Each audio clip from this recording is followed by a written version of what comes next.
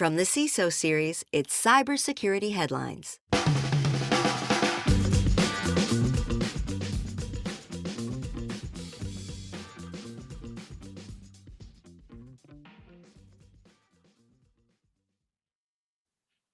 Cyber attack on Irish water utility is deeper than it looks. Former Uber CISO speaks out for CISO protections, and UK ransomware report isn't exactly pretty. These are some of the stories that my colleagues and I have selected. We've curated for you a veritable charcuterie board of cybersecurity news from cybersecurity headlines. And now we are ready for some insight, opinion, and expertise on these stories from our guest, Rusty Waldron, the Chief Business Security Officer at ADP. Rusty, thank you so much for being here. Excited to get into the news with you. Thanks, Rich. Really appreciate you having me out today, and looking forward to have a little fun. Yeah, let's lots of interesting takes and angles on these stories. Before we get into it, I have to thank our sponsor for today, Barricade Cyber Solutions. Recover from ransomware. And if you want to get on the fun, you can join us on YouTube Live. If you're listening now and watching now, thank you so much. We appreciate it. If you're watching later, join us every Friday at YouTube. Just go to CISOseries.com, look for the events drop down. You'll find all of the good links, or you can just subscribe to our YouTube channel and look for the week in review posts. And once you're there, you can submit your comments, ask questions, give us your thoughts on the stories as we're going through them. We will try to address them over the course of the show. It is very much appreciated. We've got about 20 minutes, though, so let's jump into it. First one here, a cyber attack hits Irish water utility. This particular infrastructure attack is relatively small compared to others that we've seen, definitely covered on this show, at least at the surface level. The attack hit a water utility in northwestern Ireland that, by its own admission, did not have the level of cybersecurity protection that the national water utilities would normally have. The attackers targeted a Eurotronics water pumping system and vandalized the user interface. The attackers said they targeted the system due to it being made in Israel. So, Rusty, this is a prime example of the expansion of a conflict, in this case, a war, into other areas of life and into other countries, specifically calling out the country of manufacture, in this case, Israel. It seems like the type of propaganda that may, potentially undermine a country's economy in the long term. If there's implications to buying products, cybersecurity ones, you could avoid by going to other providers. I'm curious, what's your take on this?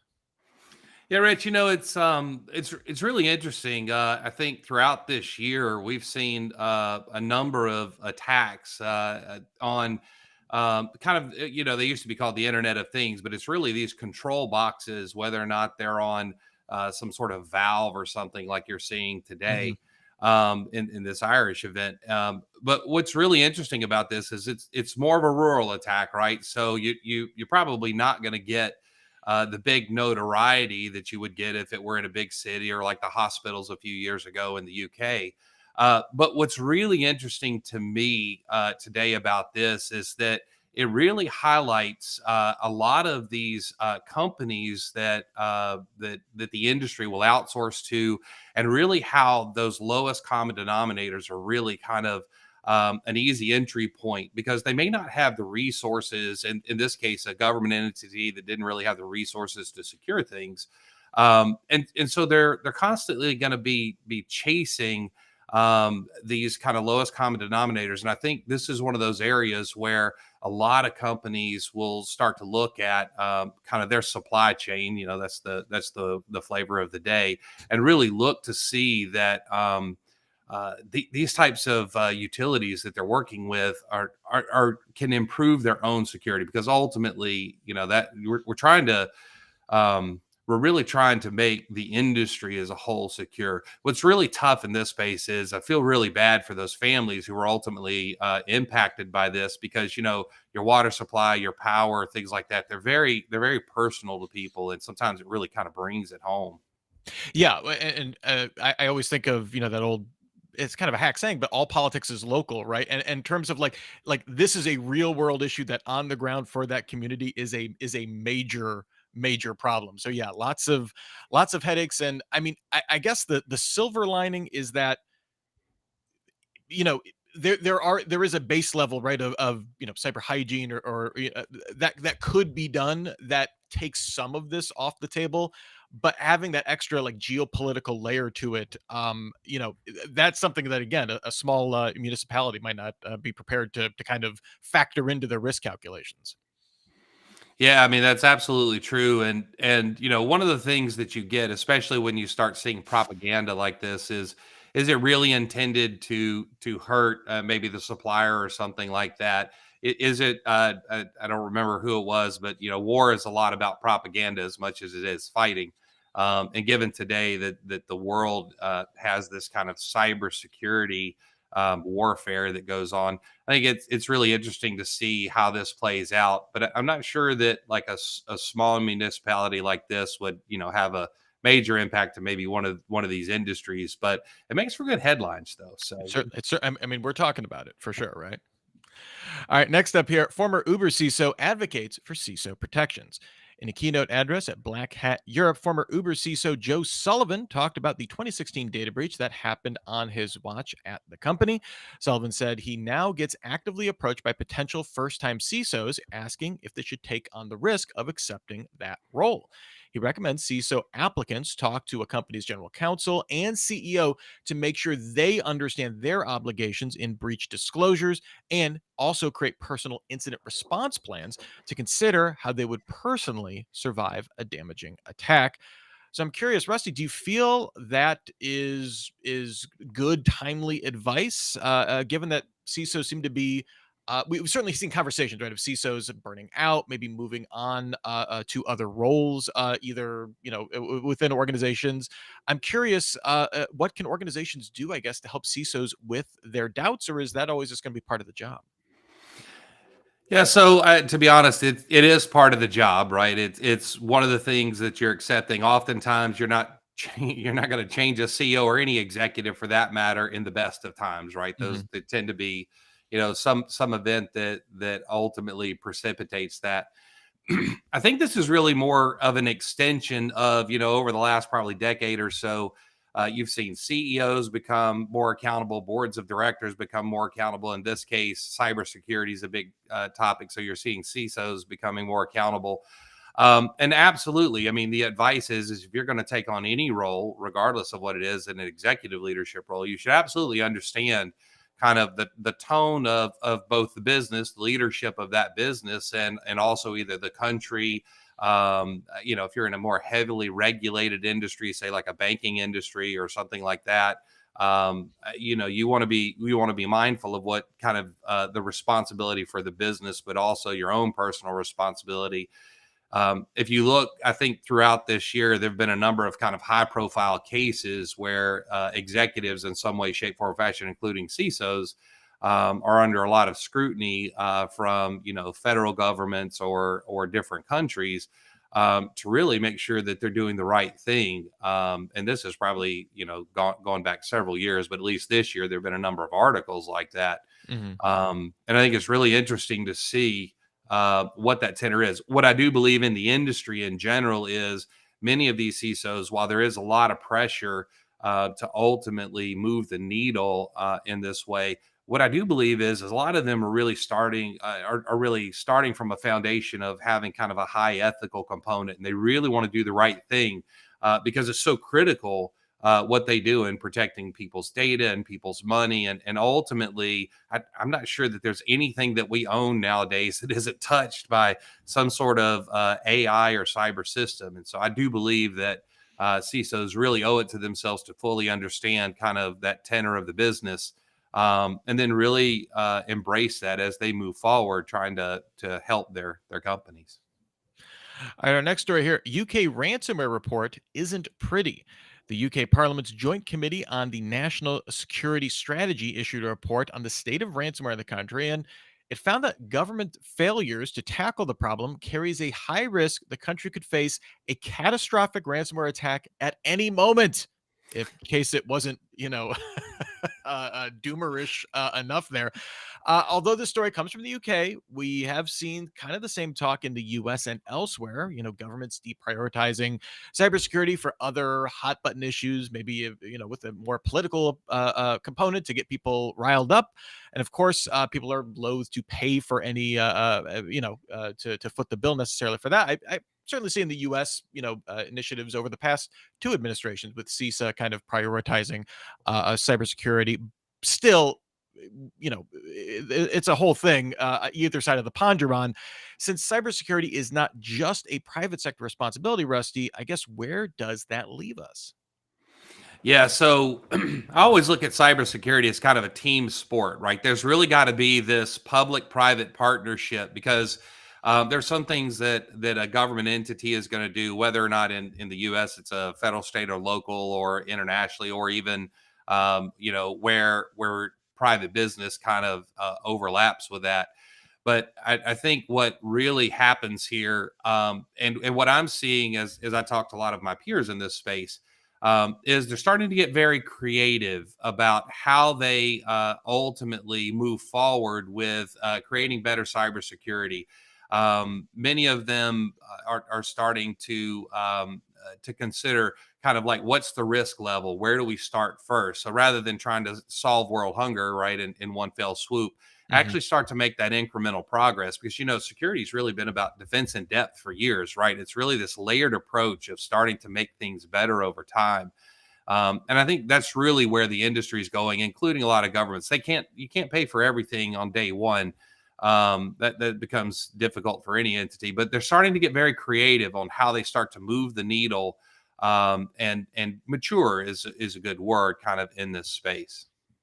Yeah, I've noticed particularly CISA being very aggressive of trying to give everybody at least access to tools to create a decent floor, right? Like get the high, get your fundamentals right, and then we'll worry about adding everything on there. But like, let's put up the speed bumps at least before we do anything else. That's right. Guardrails come up. Yeah.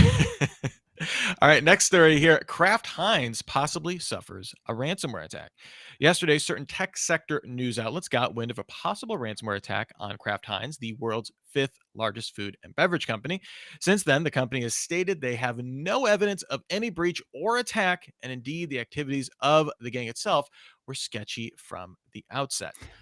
Although, I mean, in the grand sketchiness of threat actors, although this is perhaps a non-story in terms of the attack, it is still important, definitely, to consider the implications of even a rumored cyber attack on a high-profile company. After seeing, what happened to Clorox, it could be very easy for investors or consumers, I guess, to get skittish very quickly. Rusty, I'm curious, from your perspective, rumored cyber attack or cyber attack, like a lot of your response has to be fairly similar, at least initially, right? Oh, absolutely. And I think any high profile company, right, really has to have a thoughtful plan on what they're going to do when there's a cyber attack. Because on day one, I hate to say this, but media outlets don't really care what the reality is. If there's some potential news story there, like they're going to jump on it and then they'll kind of fix it later. And that's not a knock on any kind of publication, but it's more of a reality of the world that we're in. And I think high profile brands really have to have good messaging. They need to have a good response. They need to be able to have a consistent response, right? This is something that there are a few companies in the industry that I think do exceptionally well in kind of dealing with the activity, because many times a ransomware event like this lasts weeks or months, right? And you only really hear about that kind of craziness in those first few days. Hmm. Don't know if Kraft had any event here. It doesn't really matter, but I think the reality is that we have to treat it as though it is something that's there, and their leadership should treat it that way, as should any business that's a high profile brand. Yeah, I think of all of those things like verification, right? Like the ability to quickly verify, did we actually have an event? Contacting potential stakeholders that there might be, like, I think of all of those like very quick things, even we're getting into regulatory stuff to make sure you have all that covered in a very quick amount of time. Yeah, really, it's down the line that you start treating those events kind of differently in that case. I mean, it stinks when it's a false flag, false alarm, but you got to do the right thing. All Totally right. agree. Before our next story, we have to spend a few moments and hear a word from our sponsor for today, Barricade Cyber Solutions. Are ransomware attackers causing your business major disruptions? Connect with Barricade Cyber Solutions, the trusted DFIR experts specializing in helping small to medium businesses like yours recover from ransomware. Barricade Cyber Solutions has a proven track record of successfully handling over 3,000 business cases and counting with advanced recovery services to quickly restore business data and services. Recover from ransomware with Barricade Cyber Solutions at recoverfromransomware.com. Remember, recoverfromransomware.com. Russian spies seen exploiting JetBrains TeamCity vulnerability. Back in October, Microsoft warned about North Korea's use of the JetBrains vulnerability, which impacted TeamCity used for testing software code before it released. Now it seems the Russian Foreign Intelligence Service SVR has been actively exploiting the same vulnerability. Despite the fact that a patch was issued, a large number of devices remain vulnerable. So Rusty, JetBrains, not as large a supplier as something like SolarWinds Orion, but does this development worry you? I'm curious. So, patched vulnerability, sophisticated threat actors still exploiting it. Yeah, absolutely. Because, every CISO that's out there and every company, they have some sort of technical debt that they're ultimately managing to. I mean, software has been around since the 70s and 80s, and there is still some that that is still that old in the world. And I think the reality is that a lot of developers today are starting to use these packages in order to kind of help make their lives easier, which is why you build these types of tools. Mhm. But it really highlights the need for the CISOs of the world to really be diligent about the hygiene of what they're doing, whether or not it's operating systems or hardware or patching. Like, you really have to make sure that you're staying on top of that, because very quickly the bad guys are starting to catch up and take advantage of these. I mean, in some cases, these CVs are out hours, maybe days at the most, before somebody's got a way to compromise it. Yeah, the time to address those kind of things can be, especially when you're dealing with sophisticated actors, frighteningly short for a lot of people out there. So definitely something to keep in mind for sure. Our next story here: train bricking accusations lead to lawsuit against ethical hackers. Really, really interesting story here. A Polish ethical hacking group, Dragon Sector, also great name for an ethical hacking group, is being sued by Newegg, a company that builds trains. Dragon Sector alleged that Newegg had installed software into its trains to make them unusable if GPS detected those trains were parked at a repair shop not owned by Newegg.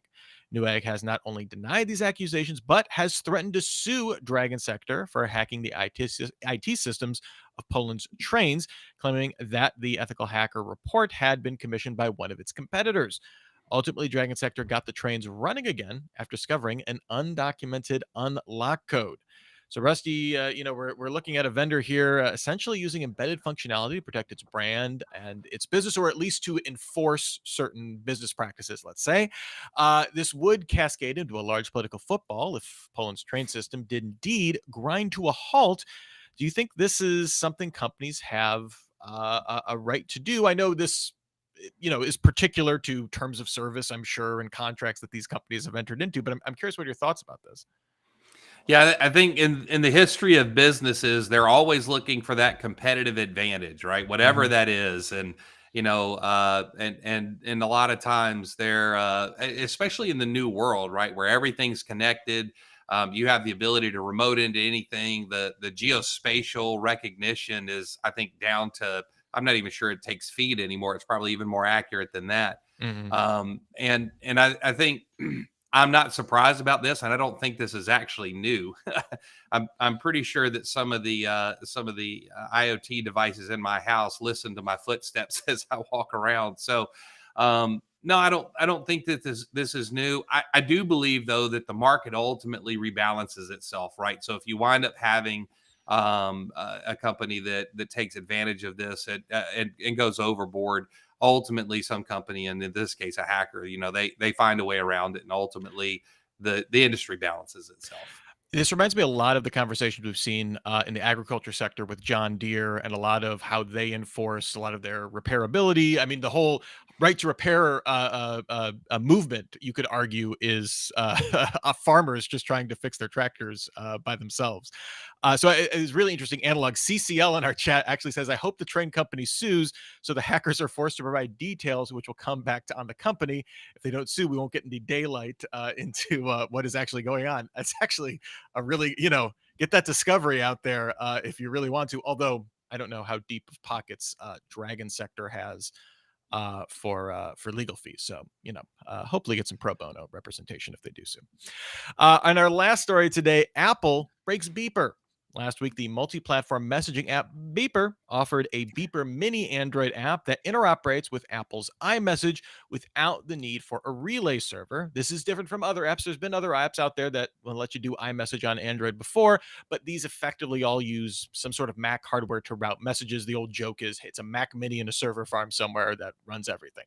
Apple quickly blocked the Beeper mini implementation, though, in the name of security, saying it didn't audit the code. It has no idea, it has no visibility to how it's doing this, so they assume it is insecure.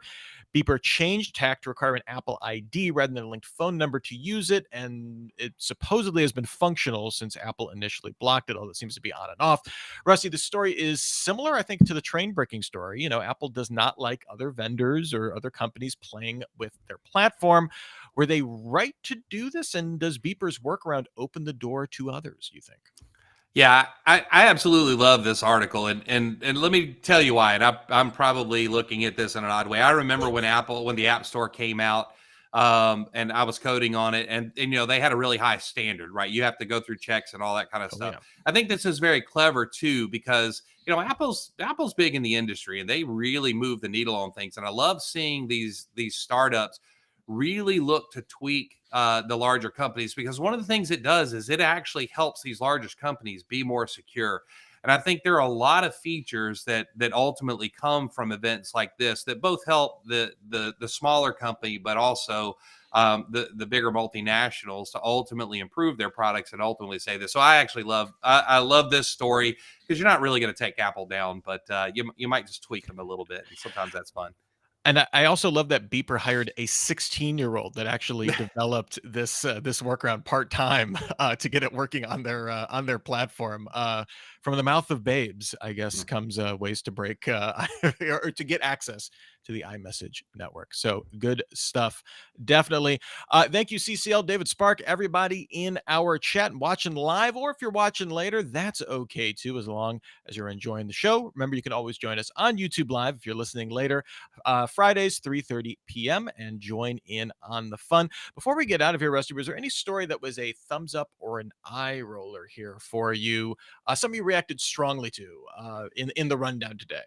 Oh yeah, absolutely. The Apple breaks Beeper. I just love that. That makes me laugh. I love it, and I love that kind of innovation in our industry, because that's really ultimately where we're going. So, and I get to say Beeper, which just it delights me to say it every single time.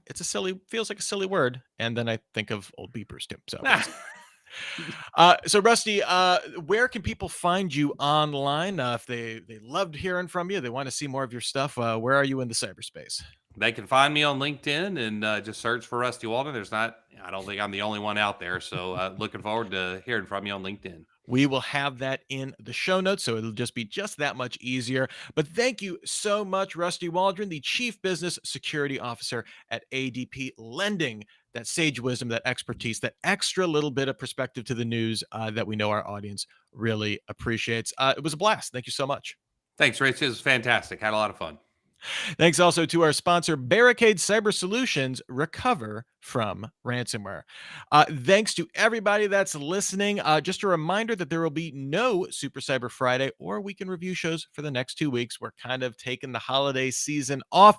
However, you can still see our bright, shining star, David Spark, as he himself will be a guest on This Week in Tech, hosted by Leo Laporte. You may have heard of him, airing live on Sunday, 5:15 p.m. Eastern. You can find out more Go to twit.tv for more. So if you need a spark in your life to get you through the new year, that will be where you need to go. But we'll be back in 2024, and you can still get your daily news fix through cybersecurity headlines. That's not going anywhere. Every single day, give us about 6 minutes. We'll get you all caught up.